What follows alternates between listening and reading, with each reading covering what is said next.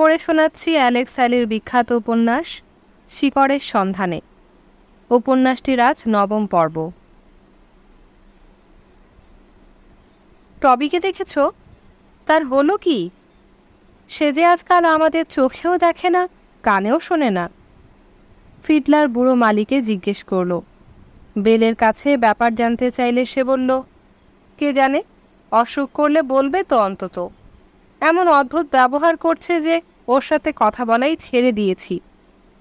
ওয়ালার সাহেব পর্যন্ত লক্ষ্য করেছেন তার নির্ভরযোগ্য মিতবাগ গাড়ির চালকটি যেন অন্য লোকে বিচরণ করছে। কোনো গুরুতর রোগের পূর্বলক্ষণ নয় তো? একবার তাকে ডেকে জিজ্ঞেস করলেন তার শরীর সুস্থ আছে কিনা। কোনটা তড়িৎ উত্তরে নিশ্চিন্ত হলেন, তার গাড়ি চালানো হলেই হলো, বেশি খবরের দরকার কি? ঘানাবাসীর সাথে সাক্ষাতে কুন্টার অন্তরের অন্তর্দেশ পর্যন্ত বিচলিত হয়ে উঠেছিল। দিনে দিনে, বছরের পর বছরে সে নিজেকে কোথায় বিসর্জন দিচ্ছে। বেহালা বাদক, বুড়ো মালি বা বেলের সাথে পরিচয়ে সে নতুন অনেক কিছু শিখেছে বটে, কিন্তু তাদের সাথে কুন্টার জীবনের পটভূমিকা ও আচার ব্যবহারে আকাশ পাতাল পার্থক্য। তাদের মতো একজন হয়ে ওঠা কুন্টার পক্ষে কখনোই সম্ভব হবে না।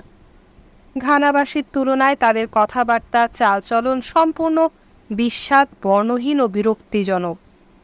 তারা আজকাল কুন্টার সঙ্গ পরিহার করছে, দূরে দূরে থাকছে। সে একরকম ভালোই হয়েছে। ছি, কুন্টা কোথায় নেমে গিয়েছে! দিনান্তে আফ্রিকার কথা, গাম্বিয়ার কথা, জুফ্রের কথা, এই হীন পরাধীনতার কথা তার একবারও মনে পড়ে না। যখন প্রতি পদে পদে অত্যাচার সহ্য করেছে আর নতজান হয়ে আল্লাহর কাছে শক্তি ভিক্ষা করেছে, সে দিনগুলোই ভালো ছিল। কারণ তখনও সে মনে প্রাণে আফ্রিকাবাসী ছিল, মানুষ ছিল। সাদা মানুষের ভাষা শেখাই এই অধপতনের একটি প্রধান কারণ। সেজন্যই মান্ডিকা ভাষার কথাগুলো আজকাল তার মনে জাগে না। হ্যাঁ, আজকাল সে চিন্তাও করছে সাদা মানুষের ভাষায়। তার চালচলনও হয়ে গিয়েছে এখানকার কালোদের মতো। শুধু একটা ব্যাপারে সে নিজেকে দৃঢ় রেখেছে, এই ২০ বৎসরের মধ্যেও অপবিত্র শূকর মাংস স্পর্শ করেনি। তার স্বাধীন ব্যক্তিত্বের আর কিছু কি অবশিষ্ট আছে? হ্যাঁ, আছে, তার প্রচণ্ড মর্যাদাবোধ। জুফ্রেতে অশুভ প্রভাব এড়াবার জন্য যেমন করে অতি সযত্নে কবচ ধারণ করে থাকত, এখানে তেমনি করে সে তার মর্যাদাবোধকে প্রাণপণে আঁকড়ে রেখেছে। কোনটা সংকল্প করল এখন থেকে এই মর্যাদাবোধকে সে আরও বেশি করে কাজে লাগাবে। নিজেদেরকে যারা নিগ্রো বলে অভিহিত করে সেই তাদের, আর তার নিজের মাঝখানে এই উগ্র মর্যাদাবোধ একটা নিরেট ভারী রুদ্ধ দুয়ারের কাজ করবে। এরা কি অজ্ঞ? নিজেদের পূর্বপুরুষের পরিচয় পর্যন্ত জানে না। কোনটা নিজের মনে মনে পূর্বপুরুষদের নাম স্মরণ করল, সেই মালি অঞ্চলের প্রাচীন বংশতালিকা থেকে শুরু করে বর্তমানে গাম্বিয়াতে তার ভাইদের নাম অবধি। তার কাফর সবাই এ বংশতালিকা জানে। কোনটা এবার বাল্যকালের বন্ধুদের কথা মনে করতে চেষ্টা করল। সে বিস্মিত হল, অবশেষে মনে নিদারুণ আঘাত পেল। সহজে তাদের নাম স্মরণে এলো না। মুখগুলো অস্পষ্টভাবে কল্পনায় ভেসে এলো। গ্রামের বাইরে পরিব্রাজকদের পেছনে ছুটছে বা মাথার ওপর বাঁদরগুলোর দিকে লাঠি ছুটছে, পাল্লা দিয়ে কে কত তাড়াতাড়ি ৬টা আম খেতে পারে দেখাচ্ছে। এমনি আরও কত যে দৃশ্য ছায়াছবির মতো কল্পনায় চোখের সামনে দিয়ে ভেসে যাচ্ছিল। কিন্তু নাম! বিভ্রান্ত কোনটার চারিপাশে তার কাফর সহপাঠীরা যেন অবাক নয়নে ভ্রুকুটি করে দাঁড়ালো। অবসর সময় নিজের কুটিরে অথবা মালিকের গাড়ি চালাবার সময় দিবারাত্রি ভাবতে ভাবতে অবশেষে নামগুলি একটি একটি করে স্মরণে এলো। সিটাফা সিলা তো তার ঘনিষ্ঠতম বন্ধু ছিল। তারপর কালিলু কন্টে, কিন্টাঙ্গোর আদেশে সে টিয়া পাখিটা ধরেছিল, সেফোকেলা ইত্যাদি। ধীরে ধীরে গ্রাম বয়স্কদের মুখ এবং ক্রমশ তাদের নাম মনে আসতে থাকল। কিন্টাঙ্গোর নাম ছিল সিলা বা ডিবা। ছোটবেলার মাস্টারমশাইয়ের নাম কুজালি ডেম্বা। মনে পড়ল কোনটা তার ৩য় কাফো উত্তীর্ণ হবার পরীক্ষায় এত ভালো কোরআন পাঠ করেছিল যে অমরো ও বিনটা ব্রিমা সিসে নামে তার আরাফাঙ্গের শিক্ষকতায় খুশি হয়ে তাকে একটি মোটা খাসি উপহার দিয়েছিল। একে একে বহু কাহিনী মনে পড়ে গিয়ে যেমন আনন্দ হলো, তেমনি গভীর বিষাদে মন আচ্ছন্ন হয়ে গেল।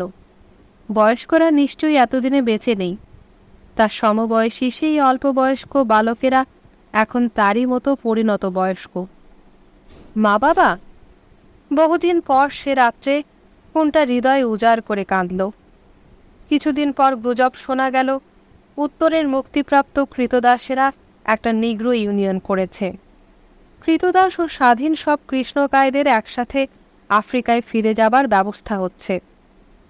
কোনটা এ সম্ভাবনায় খুবই উত্তেজনা বোধ করল, কিন্তু খবরটাতে সে সর্বাংশে বিশ্বাস করতে পারছিল না। সাহেবদের কৃতদাস কেনায় তো কোনো কমতি দেখা যাচ্ছিল না, বরঞ্চ বাজারেই কৃতদাসের দাম চড়ার দিকে। ভাবল একবার বেহালা বাদককে এ সম্পর্কে জিজ্ঞেস করে দেখবে, তার কাছে সবসময় খাঁটি খবর পাওয়া যায়। কিন্তু 2 মাস যাবৎ সে তাদের 3 জনের সাথেই ভালো করে কথা বলেনি। তারা কি এখন কোনটাকে পাত্তা দেবে? কোনটা যে তাদের খুব পছন্দ তা নয়, কিন্তু তাদের সঙ্গ ছেড়ে দিয়ে তার একাকিত্ববোধ আরও বাড়ছিল। পরের অমাবস্যায় আবার একটি নুড়ি পাত্রে জমা হলো, আর অবর্ণনীয় হতাশায় মন আচ্ছন্ন হয়ে গেল। সে সম্পূর্ণ একা, পৃথিবীতে তার নিজের বলে কেউ নেই। ঘানাবাসী যে বীজ বপনের কথা বলেছিল, কিছুদিন যাবৎ কোনটার মনে সে চিন্তাটাই ঘোরাফেরা করছিল। আসলে ঘানাবাসীর সাথে দেখা হবার আগে থেকেই একটা চিন্তা কোনটাকে পীড়ন করছিল। জুফ্রেতে থাকলে এতদিনে তার স্ত্রী ও 3-4টি সন্তান হয়ে যেত। এখানেও কৃতদাসেরা নিজেদের পছন্দ মতো বিয়ে করে একত্র বাস করে। বিয়ে মানে এদের নিজেদের অদ্ভুত বিবাহ প্রথা অথবা মালিকদের প্রচলিত বিধর্মীয় প্রথা। কোনটার কোনোটাই পছন্দ নয়। দ্বিতীয়ত, মান্ডিনকাদের মাঝে কনের বয়স সাধারণত 14 থেকে 16 এবং বরের বয়স 30-এর কাছাকাছি।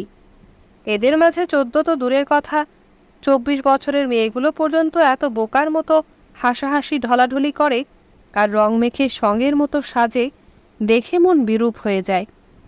20 থেকে বেশি বয়সের মেয়েরা বুদ্ধিমতী ও সুনিপুণা হলে অধিকাংশ ক্ষেত্রেই সাহেব বাড়ির রাঁধুনি।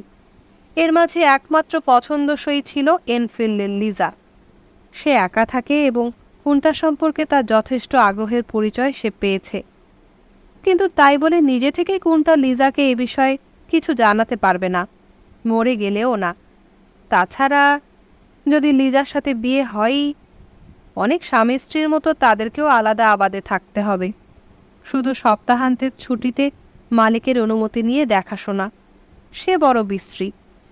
অবশ্য লিজার মালিক কোনটার মালিকের বাবা, কাজেই মালিকদের মাঝে রেষারেষি বা অন্যত্র বিক্রি করে দেওয়ার সম্ভাবনা কম।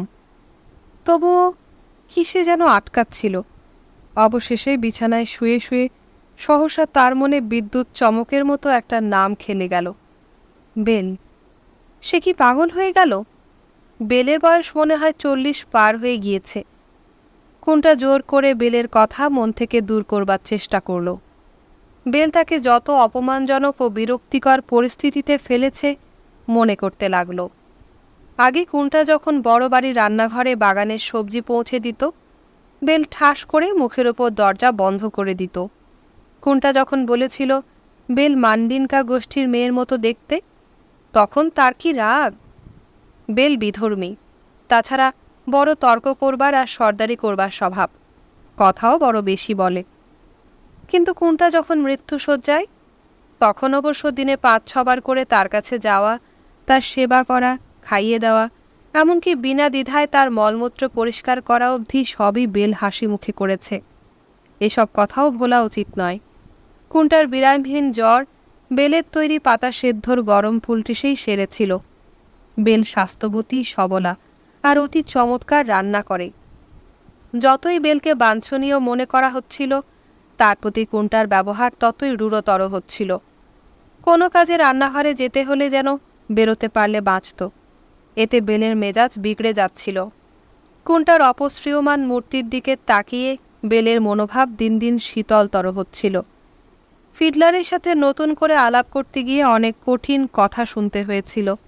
তবুও কোনটা একদিন যেচে ফিডলার ও বুড়ো মালির সাথে কথা বলা শুরু করল। এখানে আসবার আগে বেল কোথায় ছিল? এ প্রশ্নে ওরা দুজনেই মুহূর্তে সচকিত হয়ে উঠল। বুড়ো মালি বলল, সে তো বলতে পারবো না। বেল নিজের সম্পর্কে কিছুই বলে না। তোমার 2 বছর আগে সে এই আবাদে এসেছে, এটুকুই জানি। ফিডলারও ওইটুকুই জানত, কিন্তু দুজনের মুরব্বি চালের মুখের ভাব দেখেই কোনটার সর্বাঙ্গ জ্বলে গেল। ফিডলার তার ডান কান চুলকে মন্তব্য করল, ওর কথা জিজ্ঞেস করে ভালোই করেছ, আমরা তো তাই বলাবলি করছিলাম। যে জন্য মন আকলি বিকলি করছে সে প্রয়োজনটা তোমরা মিটিয়ে ফেললেই পারো তো। ক্রুব্ধ স্তম্ভিত কোনটা কিছু বলতে পারার আগেই সে চকিত ধূর্ত চাহনিতে আবার বলল, তার গড়ন তো বেশ সুপুরুষ্ট। কোনটাকে মুখ খুলতে না দিয়ে বুড়ো মালিও তীক্ষ্ণ স্বরে প্রশ্ন করল, কতদিন নারী সংস্পর্শে আসনি? কোনটা শানিত দৃষ্টি সম্পূর্ণ অগ্রাহ্য করে ফিডলার মন্তব্য করল, 20 বছর তো হবেই। বুড়ো মালি বলে উঠল, হায় ঈশ্বর, শুকনো কাঠ বনে যাওয়ার আগে কিছু একটা করো। কোনটার আর সহ্য হলো না, লাফিয়ে উঠে সদর্পে পা ফেলে চলে গেল। গাড়ি চালাবার কাজ না থাকলে কোনটা সে সময়টা সকাল বিকাল দুবেলা গাড়ি পালিশ করছিল। সকলের চোখের সামনেই থাকা হয়, অথচ এমন ব্যস্ত যে কারো সাথে কথা বলবার সময় নেই। ফিডলার বা বুড়ো মালির ওপর রাগ তার পড়েনি। কাজ করতে করতে অবশ্য বেলের কথাই ভাবত। বেলের কোনো বিরক্তিজনক ব্যবহার মনে পড়লে তার পালিশের হাত দ্রুত হয়ে উঠত। আবার যখন তার সম্পর্কে মন দুর্বল হয়ে পড়ত, অতি সযত্নে সোহাগের হাতে গাড়ির সিট মুছতে থাকত। কখনো বা একটা বিশেষ সুমিষ্ট স্মৃতিতে তার হাত থেমেই যেত। বেলের যতই ত্রুটি থাকুক, কোনটার জন্য সে অনেক করেছে। কোনটাকে সাহেবের ড্রাইভার নিয়োগ করার ব্যাপারেও বেলের নেপথ্য ভূমিকা ছিল। সারা আবাদে মালিকের ওপর বেলের মতো কর্তৃত্ব আর কারো নেই, এটা অবিসংবাদী সত্য। ছোট ছোট বহু ঘটনা মনে পড়ে যেত। বাগানে মালির কাজ করবার সময় কোনটার চোখের অসুখ করেছিল। বেল লক্ষ্য করেছিল সে ঘন ঘন চোখ রগড়াচ্ছে। শীঘ্রই একদিন ভোরবেলা শিশির সমেত একটা বুনো পাতা এনে বেল বিনা আড়ম্বরে কোনটার চোখে বুলিয়ে দিয়েছিল। তাতেই তার চোখের চুলকানি সারে। কিন্তু বেলের পাইপে করে তামাক ফোকা ব্যাপারটা কোনটার একেবারেই পছন্দ নয়। সে কথা মনে পড়তেই তার পালিশের হাত অতি দ্রুত হয়ে উঠল। তাছাড়া কোনো উৎসব উপলক্ষে বেলের নাচের ধরনটাও তার পছন্দ নয়। পেছনটা বড় বেশি দোলায়। বেলের পেছন নিয়ে কোনটার কিছুমাত্র মাথা ব্যথা নেই, কিন্তু বেলের নিজের তো একটু আত্মমর্যাদা জ্ঞান থাকবে। আর তার রসনা, সে তো জুফরের নিয়বটর থেকেও ক্ষুরোধার। জুফরের বৃদ্ধদের কথা মনে পড়ে গেল। কাঠের ওপর তারা কত সুন্দর সুন্দর খোদাই করত, কত যত্ন সহকারে প্রথমে ঠিক কাঠটি বেছে নিত। সহসা কোনটা যে কাঠের টুকরোটির ওপর বসেছিল সেটি উল্টে পাল্টে পরীক্ষা করতে লাগল। লোহার টুকরো দিয়ে ঠুকে দেখল নিরেট ভালো কাঠ। চারদিকে তাকিয়ে দেখল কেউ কোথাও নেই। তাড়াতাড়ি কাঠটি গড়িয়ে তার কুটিরে নিয়ে গেল। রাত্রে সাহেবকে নিয়ে ফিরে আসতে পথ যেন আর ফুরাচ্ছিল না। সুস্থির মতো বসে খাবার মতো মনের অবস্থাও ছিল না। খাবার নিয়ে সে নিজের ঘরে চলে এলো। তারপর মাটিতে বসে খাবার ভুলে মোমবাতির কম্পমান শিখায় সেই কাঠের টুকরোটি গভীর মনোযোগের সাথে দেখতে লাগল। অমরবিনটার জন্য যে উদুখল ও নোরা নিজের হাতে খোদাই করে দিয়েছিল, কল্পনার চোখে সে তাই দেখছিল। কোনটা নিজের মনকে বোঝাচ্ছিল নেহাত অবসর সময়টা কাটাবার জন্যই সে কাজটা নিয়েছে। শস্য চূর্ণ করবার জন্য একটা উদুখল। কাজ শুরু করে বিস্ময়ের সাথে লক্ষ্য করল 20 বর্ষার বেশি জুফরের খোদাই কাজে দক্ষ বৃদ্ধদের কাজ না দেখেও তার হাত বেশ নিপুণভাবে চলছে। উদুখলটির বাহির ভেতর ভালোভাবে খোদাই হয়ে গেলে সে আবার কাঠের সন্ধানে বেরোলো। তার হাতের মতো মোটা আর রিজু একটি পাকা কাঠের খণ্ড জোগাড় হলে সেটি দিয়ে নোড়া তৈরি হলো। উপরের অংশের পালিশের কাজটিতে বড় কুশল হাতে স্বাক্ষর থাকল। 2 সপ্তাহের ওপর জিনিস দুটি তার ঘরেই পড়ে রইল। মাঝে মাঝে সেদিকে দৃষ্টি গিয়েছে, ভেবে দেখেছে সে জিনিস তার মায়ের ঘরেও বেমানান হতো না। এবার কি করবে? অবশেষে একদিন সকালে মালিকের কখন গাড়ি লাগবে জিজ্ঞেস করতে যাবার সময় কোনটা জিনিস দুটো হাতে তুলে নিল। বেল তার দিকে শীতল রস্য দৃষ্টিপাত করে জানালো, সে বেলায় সাহেবের কোথাও যাবার কথা নেই। সে পেছন ফিরতেই কুন্টার সিঁড়ির ওপর জিনিস দুটো রেখে দ্রুত ফিরে চলল। সিঁড়িতে দুম করে শব্দ হতে বেল ফিরে তাকালো। কুন্টা অন্য দিন থেকে অনেক দ্রুত চলেছে যেন। এবার তার দৃষ্টি সিঁড়ির ওপর পড়ল। কুন্টা চোখের আড়ালে যেতে কাছে এসে জিনিস দুটো দেখে বেল হতবুদ্ধি। তুলে নিয়ে এসে কঠিন পরিশ্রমের তৈরি সূক্ষ্ম কারুকার্যের দিকে তাকিয়ে থাকতে থাকতে তার দুই চক্ষু জলে ভরে গেল। ওয়ালার সাহেবের আবাদে তার জীবনের দীর্ঘ 22 বৎসরে এই প্রথম একজন পুরুষ তার জন্য নিজের হাতে কিছু তৈরি করে দিয়েছে। কুন্টার প্রতি ইদানিং সে ভালো ব্যবহার করেনি, সে কথা মনে করে অনুতাপে তার মন ভরে গেল। বেহালাবাদক ও বুড়ো মালির ইঙ্গিতগুলির অর্থ পরিষ্কার হলো। তারা ঠিকই বুঝতে পেরেছিল কুন্টার আফ্রিকাবাসীদের মতো অদ্ভুত চালচলন ও গোমরামুখ নীরবতার অর্থ সেই বুঝতে পারেনি। এখন কি করবে? দুপুরের পরে আবার সে এলে কি বলবে তাকে? কুন্টাও তার বিজন ঘরে বসে বিমূঢ় চিত্তে একই কথা চিন্তা করছিল। ভেতরে যেন দুটো সত্তা, একজন তার এই অপরিণত বুদ্ধির পরিচয়ে লজ্জিত, অপদস্থ বোধ করছিল, অপরজন আনন্দ ও উত্তেজনার তুঙ্গে। কি করে সে এ কাজ করতে পারল? বেল কি ভাবছে? দুপুরের পরে আবার যখন ওখানে যেতে হবে, কি করে মুখ দেখাবে? নির্ধারিত সময়ে কুন্টা বহু কষ্টে নিজেকে টেনে নিয়ে চলল, যেন বধ্যভূমিতে যাচ্ছে। সিঁড়ির ওপর জিনিস দুটো না দেখতে পেয়ে একই সাথে উৎফুল্ল ও অবসন্ন বোধ করল। বেল যতটা সম্ভব স্বাভাবিক ভঙ্গিতে দরজা খুলল। কুন্টার প্রশ্নের উত্তরে জানালো সাহেব কোথাও যাবেন না। আরও যা বলবে ভেবেছিল কিছুই তার মনে পড়ল না।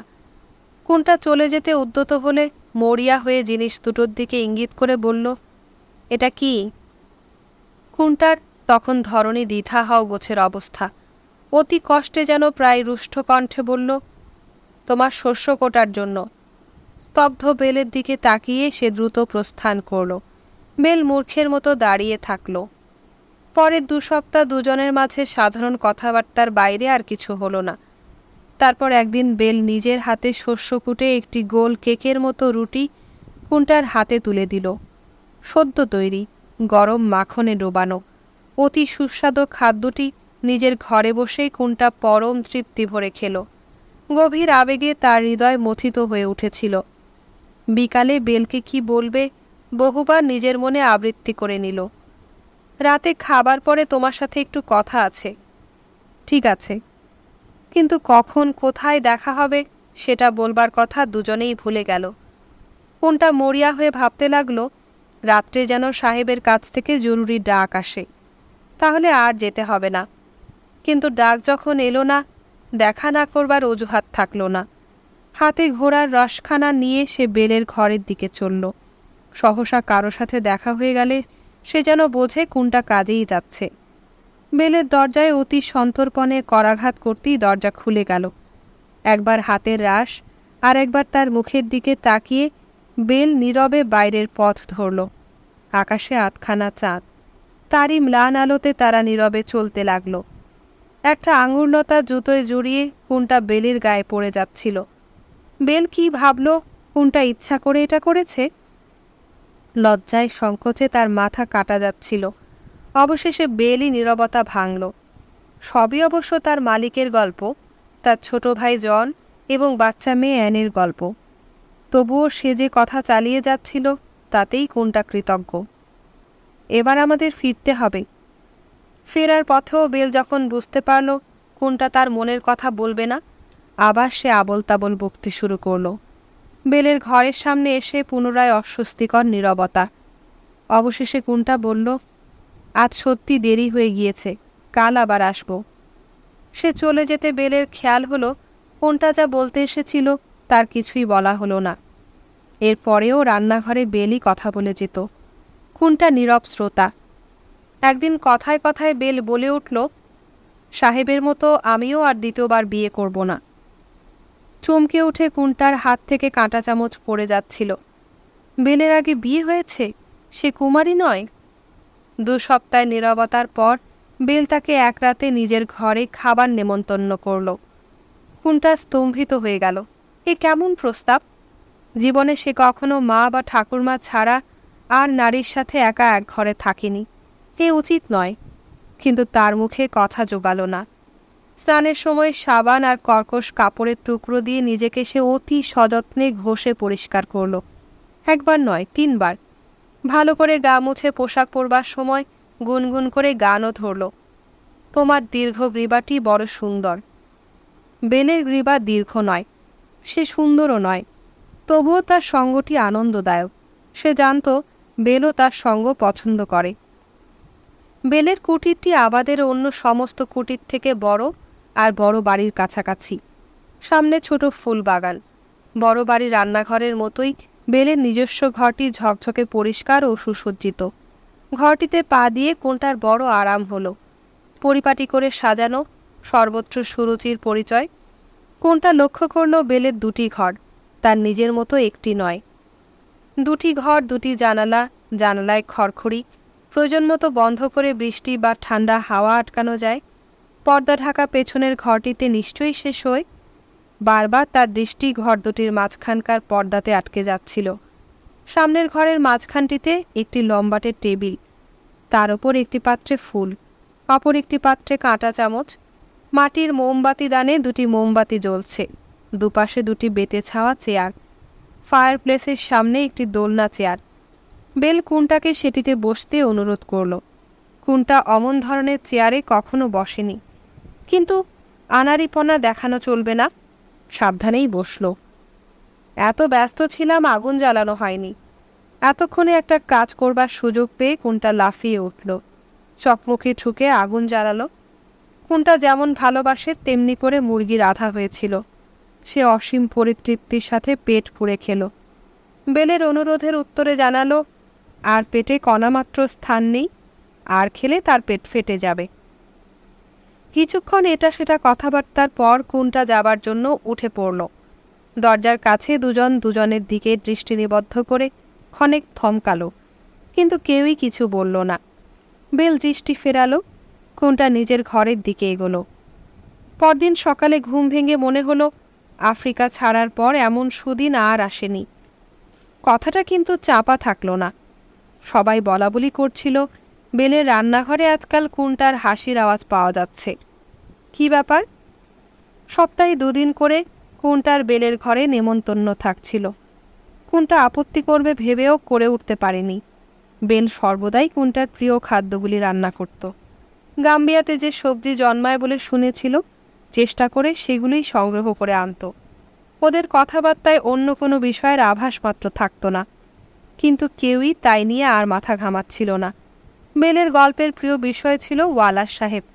তার বিষয়ে বেলের আগ্রহ বা জ্ঞানের সীমা পরিসীমা ছিল না। সাহেবের ব্যাংকে বিশ্বাস নেই, টাকা ঘরে লুকিয়ে রাখেন, কোথায় রাখেন আমি ছাড়া কেউ জানে না। তারপর নিগ্রোদের জন্য সাহেব অনেক কিছুই করেন, কিন্তু তা বলে কারো বেচাল সহ্য করবেন না, এক দণ্ডে তাকে বিক্রি করে দেবেন। দোআঁশলা মানুষ সাহেব তার আবাদে রাখেন না। লক্ষ্য করে দেখো, এক বেহালাবাদক ছাড়া সবাই এখানে কালো নিগ্রো। উনি বলেন কৃতদাসীর গর্ভে অনেক সাদা মানুষের সন্তান জন্মাচ্ছে, এ ঠিক নয়। নিজেদের রক্তে যাদের জন্ম তাদেরকে নিয়ে বেচাকেনা বন্ধ করতে হবে, ইত্যাদি। বেলের সব কথায় কুন্টা সায় দিয়ে যেত। বেশিরভাগ বেলের কথা তার এক কান দিয়ে ঢুকে অপর কান দিয়ে বেরোতো। তার মন পড়ে থাকত বহু দূরের এক দেশে। বেল যখন কুন্টার তৈরি উদুখলে শস্য কুটে কেক তৈরি করে, কুন্টা মানুষ চক্ষে দেখে সে আফ্রিকা দেশের এক গ্রাম্য গৃহকর্ত্রী। কুন্টার মায়ের মতো শস্য কুটে প্রাতরাশের ব্যবস্থা করছে। মাঝে মাঝে বেল বুড়ো মালি ও বেহালাবাদকের জন্য কিছুটা বিশেষ সুখাদ্য তৈরি করে দিত। কুন্টা তা পৌঁছে দিত। সে সময়টাতে তাদের সাথে কুন্টার দেখা সাক্ষাৎ কমই হচ্ছিল, কিন্তু ওরা তার কারণ জানত বলে মনে কিছু করত না। বরঞ্চ দীর্ঘ অদর্শনের পর দেখা হলে আড্ডার আনন্দটা জমত বেশি। কিন্তু আসল ব্যাপারটা কি করা যায়? বেলের সামনের দিকের ঘরটাতে একটা মস্ত বড় হলুদ চুলে যিশুর ছবি। বিধর্মীরা যে কথায় কথায় হে প্রভু বলে, এই যিশু তার কোনো আত্মীয় বলে কুন্টার ধারণা। বেলকে একবার জিজ্ঞেস করতে সে তীর্যক উত্তর দিয়েছিল, যাবার জায়গা তো মোটে 2টো, হয় স্বর্গ নয় নরক। কোথায় যাবে তা তোমার ইচ্ছার উপর নির্ভর করছে। ব্যাস, আর কোনো কথা নয়। কোনটা এরপরে আর কিছু বলতে পারিনি। ভেবে দেখেছে ভুল পথে চালিত হলেও বেলের নিজের বিশ্বাস নিয়ে থাকবার অধিকার আছে। কোনটারও নিজের ধর্মের ওপর প্রগাঢ় আস্থা সকল অবস্থায় অটল। সে আল্লাহর বান্দা, তার কৃপায় জন্মেছে, মৃত্যুর পর তারই কাছে যাবে। কোনটার এ বিশ্বাস যুক্তির অতীত। বেলের সাথে ঘনিষ্ঠ হবার পর থেকে অবশ্য নিয়মিত প্রার্থনা করা আর হয়ে উঠছিল না, কিন্তু সে ত্রুটি আল্লাহ নিশ্চয়ই মার্জনা করবেন। এবার থেকে সে বিষয়ে কোনটা আরও সতর্ক হবে। খ্রিস্টান বিধর্মী হলেও নিজের ধর্মে যা দৃঢ় আস্থা, সে খারাপ লোক হতে পারে না। কোনটার মতো পরধর্মাবলম্বীর সাথে সে তো ভালো ব্যবহারই করছে না, বেল তার জন্য অনেক করে। বেলের জন্য বিশেষ কিছু একটা করে দেওয়া কোনটার খুবই উচিত। এর পরের বার জন সাহেবের বাড়ি থেকে মিস অ্যানকে নিয়ে আসবার সময় কোনটা পথের ধার থেকে ভালো জাতের সর গাছ তুলে আনলো। সূক্ষ্মভাবে সেগুলো চিরে নিল, নরম ভুট্টার ভেতরের অংশটা তাতে জুড়ে নিয়ে বিনুনি পাকিয়ে পাকিয়ে বেশ জটিল কারুকার্যের একটি মাদুর তৈরি করল। মাঝখানটাতে বড় বড় করে একটা মান্ডিনকা নকশা। যেমনটি করবে ভেবেছিল, জিনিসটা হয়ে দাঁড়ালো তার চেয়ে অনেক সুন্দর। তার পরের বার বেলের ঘরে নেমন্তন্ন খেতে গিয়ে সেটি তাকে উপহার দিল। বেলের বিমুগ্ধ দৃষ্টি মাদুরের ওপর থেকে কোনটার মুখের ওপরে পড়ল। এর ওপর কাউকে কোনোদিন পা দিতে দেব না। মাদুরটি নিয়ে বেল তার ভেতরের ঘরটিতে অন্তর্হিত হলো। কয়েক মুহূর্ত পরে ফিরে এলো, একটি হাত পেছনে। এটা তোমার জন্য বড়দিনের উপহার, অবশ্য পরে আরও কিছু দেব। বেলের হাতে অতি সূক্ষ্ম পশমের একজোড়া মোজা, তার একটির পা অর্ধেকখানা, সামনের বাকি অংশটি নরম উলে ভর্তি। দুজনেই রুদ্ধবাক। রান্নার জায়গা থেকে রসনালুব্ধকর সুগন্ধ ও ভাজার শব্দ আসছিল, কিন্তু আরও শক্তিশালী কোনো আবেগ কোনটাকে অশান্ত, বিক্ষুব্ধ করে তুলেছিল। পরস্পরের দিকে তাকিয়ে থাকতে থাকতে বেল সহসা এক ফুঁয়ে মোমবাতি নিভিয়ে দিয়ে কোনটার হাত ধরে সজোরে টানল। কোনটা প্রবল স্রোতে ঝরা পাতার মতো ভেসে গেল। পর্দা ঢাকা দরজা পেরিয়ে তারা ভেতরের ঘরে বিছানার ওপর আছড়ে পড়ল। কোনটা চোখের দিকে গভীর দৃষ্টিতে তাকিয়ে বেল হাত বাড়াল। কোনটা ৩৯ বছরের জীবনে এই প্রথম তার দুবাহুর বন্ধনে একটি নারী দেহ খুঁজে পেল। শীঘ্রই বিবাহের সুখবর কৃতদাস বসতিতে ছড়িয়ে পড়ল। সাহেবও অনুমতি দিলেন। বড়দিনের আগে রবিবার দিনটা বেল কোনটার জন্য সাহেবের কাছ থেকে ছুটি চেয়ে নিল। সেদিন সকলের ছুটি, সবাই যতদূর সম্ভব সাজগোজ করে উপস্থিত। ওয়ালার সাহেব, মিস অ্যান, তার মা ও বাবাও এসেছিল। কোনটা সবচেয়ে খুশি হয়েছিল সেই ঘানাবাসীর আগমনে। সে জানত এই বিবাহের প্রধান উদ্যোক্তা সে ব্যক্তি। বেলের বন্ধু অ্যান্ড সুকে বিবাহের প্রার্থনা পরিচালনা করছিল। সমবেত সকলে এই নবীন দম্পতির জন্য ঈশ্বরের কাছে প্রার্থনা করুন, এরা যেন সুখী হয়, একত্র থাকতে পারে। একটু থেমে দ্বিধাগ্রস্ত কণ্ঠে আবার বলল, প্রার্থনা করুন এদের কাউকে যেন অন্যত্র বিক্রি না করা হয়, যেন কখনো এদের পরস্পর থেকে বিচ্ছিন্ন না হতে হয়, এবং এদের সন্তান যেন স্বাস্থ্যবান ও সবল হয়। কোনটার শ্বাস রুদ্ধ হয়ে আসছিল। তার মানসচক্ষে জুফরের বিবাহ সভার দৃশ্যগুলি ভেসে আসছিল। সেখানকার নর্তকের দল, গায়কের দল, প্রার্থনা, ঢাকের শব্দের মাধ্যমে গ্রাম থেকে গ্রামান্তরে বিবাহের আনন্দবার্তা প্রেরণ, সবই সে দেখতে পাচ্ছিল, শুনতে পাচ্ছিল। আল্লাহ যেন তাকে ক্ষমা করেন। এই বিধর্মীদের ঈশ্বরের কাছে এরা যাই বলুক, কোনটার একমাত্র উপাস্য আল্লাহ। সহসা যেন কত দূর থেকে তার কানে অ্যান্ড সুকের প্রশ্ন ভেসে এলো, তোমরা দুজন বিবাহ বন্ধনে আবদ্ধ হতে চাও? কোনটার পাশ থেকে বেল মৃদু কণ্ঠে বলল, চাই। অ্যান্ড সুকে তার দৃষ্টি কোনটার দিকে ফিরিয়ে আবার প্রশ্ন করল। সে দৃষ্টি তার গায়ে তীরের মতো বিঁধছিল। বেল বাহুর কঠিন নিষ্পেষণে কোনটাকে ইঙ্গিত করছিল। বহু কষ্টে সে উচ্চারণ করল, চাই। তাহলে যিশুর নামে বিবাহের পবিত্র ভূমিতে ঝাঁপ দাও। তাদের সামনে একটি ঝাঁটা রাখা ছিল। দুজনেই উঁচু হয়ে লাফিয়ে নির্বিঘ্নে সেটি পার হয়ে গেল। বেল তার আগের দিন বারবার কোনটাকে এই লাফ দেওয়া শিখিয়েছে। কোনটার ব্যাপারটা অত্যন্ত হাস্যকর মনে হয়েছিল, কিন্তু বেল বলেছিল লাফাবার সময় কারো পা ঝাঁটায় ছুঁয়ে গেলে বড়ই অমঙ্গলজনক। তাছাড়া যার পা ছুঁয়ে যাবে তারই প্রথম মৃত্যু হবে। ঝাঁটা উল্লঙ্ঘনের পর সমবেত করতালি ও সহর্ষ অভিনন্দনের কোলাহল থামলে আন্টসুকে বলল, ঈশ্বর যাদের যুক্ত করেছেন মানুষের সাধ্য নেই তাদের বিযুক্ত করে। কুন্টার ওপর দৃষ্টি ফেলে দৃঢ়স্বরে বলল, খ্রিস্টের সুযোগ্য শিষ্য হও। এরপর ওয়ালা সাহেব এগিয়ে গিয়ে বললেন, বেল এবং টবি দুজনেই ভালো লোক। আমি এবং আমার পরিবারের সবাই তাদের সৌভাগ্য কামনা করি। কৃতদাসীদের নিজেদের মতো করে আনন্দ করবার সুযোগ দিয়ে সাহেব সপরিবারে বড় বাড়িতে ফিরে গেলেন। মিস অ্যানের খুশি চিৎকার ও লাফালাফির অন্ত ছিল না। বেলের পিঠে কষাঘাতের গভীর চিহ্ন দেখে কুন্টা শিহরিত হয়েছিল। বেল বলেছিল, এ চিহ্ন নিয়েই কবরে যাব, কিন্তু তোমার পিঠের অবস্থা তো আরও খারাপ। কুন্টা চমকে উঠেছিল। 20 বছর আগের সেই কঠিন কষাঘাতের স্মৃতি তার মনে তখন প্রায় বিলীন। কুন্টার দিনগুলো উষ্ণ স্বাচ্ছন্দ্যে পরিপূর্ণ হয়ে উঠল।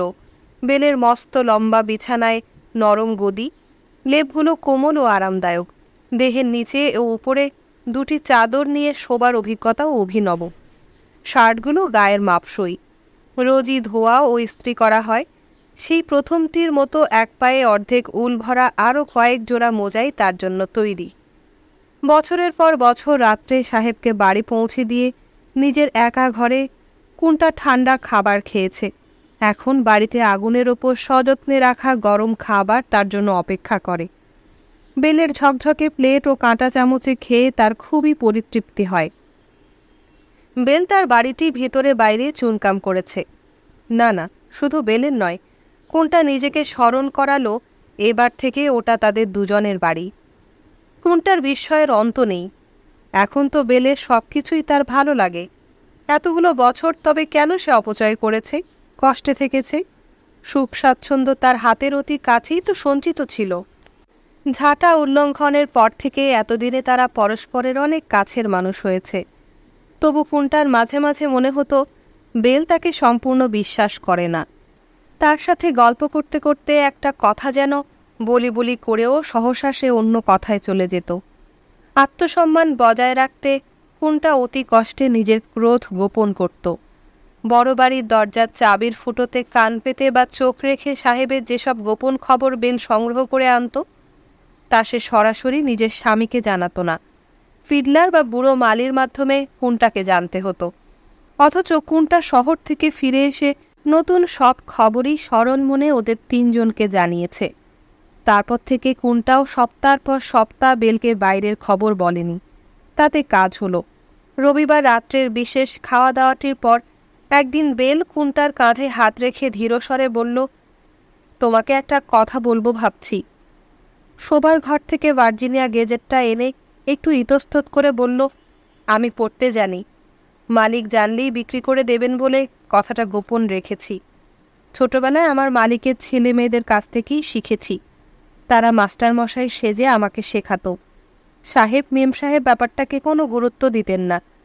তাদের ধারণা ছিল নিগ্রোদের মাথা নিরেট, তাদের শেখালেও শিখবে না, মাথায় কিছু ঢুকবে না। কুন্টার মনে পড়ল স্পটসিলভেনিয়ার শহরের কোর্টে সে এক বৃদ্ধ ঝাড়ুদারকে দেখেছে। দিনের শেষে ফেলে দেওয়া কাগজগুলো দেখে বৃদ্ধ হাতের লেখা মক্স করত। নকল করায় তার হাত কত পাকা হয়েছিল সাদা মানুষদের কল্পনার অতীত ছিল। আমাদের বাইরে যাবার অনুমতিপত্র নকল করে আর সই জাল করে সে কালোদের কাছে বিক্রি করত। বেল তার আঙ্গুল কাগজের একটা লেখার ওপর বুলিয়ে বলল, এই যে এখানে লিখেছে ইংল্যান্ড কিছু নিগ্রোকে আফ্রিকায় ফেরত পাঠিয়েছে। সিয়েরা লিওন নামে একটা জায়গা ইংল্যান্ডে ওখানকার রাজার কাছ থেকে কিনেছিল। সেখানে প্রায় 400 নিগ্রোকে পাঠানো হয়েছে। প্রত্যেকে কিছু জমি আর টাকাও দেয়া হয়েছে। কোনটা জিজ্ঞেস করল, সাহেবের কাগজ নিয়ে এসে পড়ছ, বিপদ হবে না তো? না, আমি খুব সাবধানে থাকি। একবার ভয় পেয়ে গিয়েছিলাম। বসার ঘরে ধুলো ছাড়বার সময় একটা বই দেখছিলাম। হঠাৎ সাহেব এসে হাজির। আমি ভয়ে কাঁটা হয়ে গিয়েছিলাম। সাহেব এক মুহূর্ত আমার দিকে তাকিয়েছিলেন, কিছু বলেননি অবশ্য, কিন্তু সেদিন থেকেই বইয়ের আলমারি চাবি আটকানো।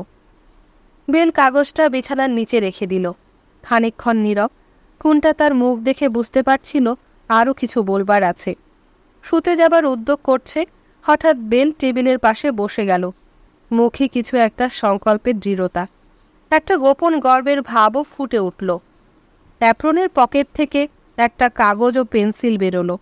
কাগজটা হাত দিয়ে সোজা করে নিয়ে খুব মন দিয়ে একটা একটা করে অক্ষর লিখতে শুরু করলো। এটা কি জানো? আমার নাম, BELL। এটা তোমার নাম, KUNTA। কোনটা একদৃষ্টে তাকিয়ে রইল। সাদা মানুষের লেখা থেকে সে সর্বদা নিজেকে দূরে রাখতে চেষ্টা করছে। তার মনে হতো ওই লেখার ভেতরেও সর্বনাশা কোনো বিপদ লুকোনো আছে। কিন্তু সেদিন অজান্তেই সে কাছে সরে গিয়ে ওই অদ্ভুত দাগগুলো ঝুঁকে দেখল। বেল একমুখ হাসি নিয়ে তার দিকে তাকালো। তারপরেই কাগজটা গোল করে পাকিয়ে আগুনে ছুঁড়ে দিল। এই লেখা ধরা পড়লে খুব বিপদ হবে। কয়েক সপ্তাহ ধরেই একটা বিরক্তি কুন্টার মনের ভেতর বেড়ে উঠছিল। বেল সেদিন মহা গর্ব ভরে সে কেমন লিখতে পড়তে জানে তাই দেখাচ্ছিল। সাদা মানুষদের মতোই আবাদে জন্মালে কালোরাও ভাবে আফ্রিকা থেকে যারা আসে তারা বুঝি অজমূর্খ, সদ্য গাছ থেকে নেমে এসেছে, লেখাপড়ার ধার ধারে না। একদিন রাত্রে খাবার পর যেন অনেকটা আপন মনেই কুলটা ফায়ার প্লেসের ছাই টেনে নিয়ে হাত দিয়ে সমান করে বিছিয়ে নিল। তারপর একটা কাঠি দিয়ে তার ওপর আরবি অক্ষরে নিজের নাম লিখল। বেল অবাক হয়ে দেখছিল, অপার বিস্ময়ে তার মানে জিজ্ঞেস করল। কোনটা বলল। তারপর হাত দিয়ে লেখাটা মুছে দিয়ে দোলনা চেয়ারে এসে বসল। কিভাবে লেখাপড়া শিখল এ প্রশ্নের উত্তরে তার পূর্ব ইতিহাস সব এতদিনে উজাড় করে দিল। সেদিন পালা বদলের দিন। রোজ বেল কথা বলে, কোনটা নীরব শ্রোতা। এখন কোনটা বলছে, নিস্তব্ধ বেল শুনছে। কেমন করে তাদের গ্রামের শিশুরা লেখাপড়া শেখে, তাদের শুকনো সরকাঠির কলম, রান্নার কালির গুঁড়োর সাথে জল মিশিয়ে লেখার কালি, সকালে বিকালে আরাফাঙের কাছে পড়া। বেল বাক্যহারা। এই নতুন অভিজ্ঞতা কোনটাকে আরও অনেক কথা বলতে উদ্বুদ্ধ করে।